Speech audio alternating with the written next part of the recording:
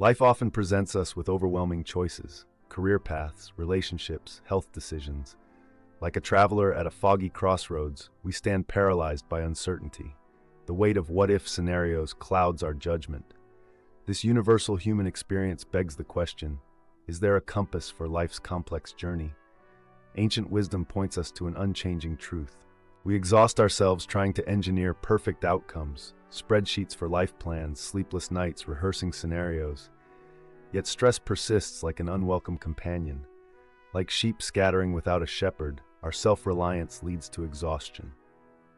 The myth of total control crumbles under life's unpredictability. What if true peace comes not from managing circumstances, but from surrendering to divine guidance? Psalm 23:1 breaks through our anxiety with revolutionary simplicity. The Lord is my shepherd. This isn't poetic metaphor, but cosmic reality. Ancient Near Eastern shepherds lived with their flocks, guiding to sustenance, treating wounds, warding off predators. The psalmist declares Yahweh assumes this role for us. Our frantic striving meets God's provision. I lack nothing. Not a prosperity promise, but a sovereignty assurance. Verse 2 reveals the shepherd's priority. He makes me lie down in green pastures. Sheep won't rest unless four conditions are met: freedom from fear, friction, hunger, and pests.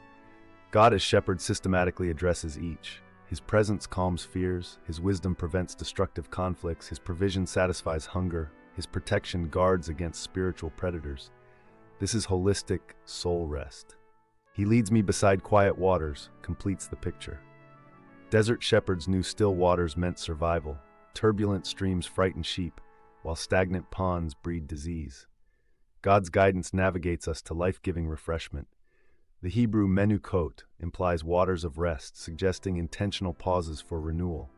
Not just physical provision, but spiritual recalibration at divinely appointed oases. If God leads to green pastures, why do we traverse the valley of the shadow of death before?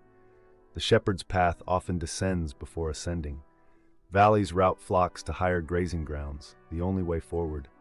Dark ravines test our trust in the shepherd's navigation. Our comfort isn't his priority, our maturity is. The rod, defense, and staff guidance remain active even here.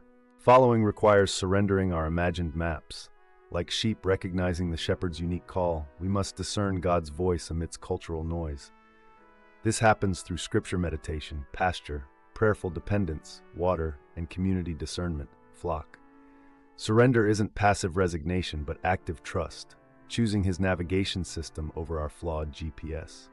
God's guidance operates through practical channels. Scripture's wisdom shapes decisions, the Spirit's nudge redirects steps, circumstances align with providence.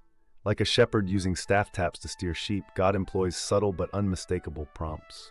Our role? Sensitivity to His movements.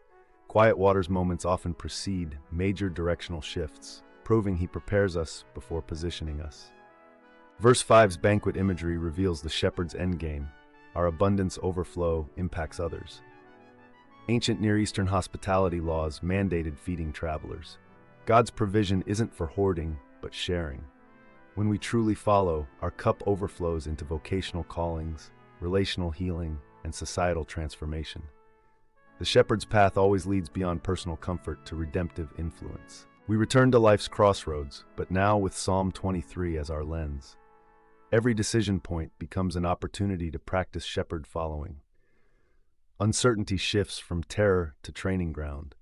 Like sheep that learn to distinguish their shepherd's voice, we grow in discerning divine guidance. The path ahead remains unseen, but the shepherd's presence guarantees we'll lack no essential thing on the journey home.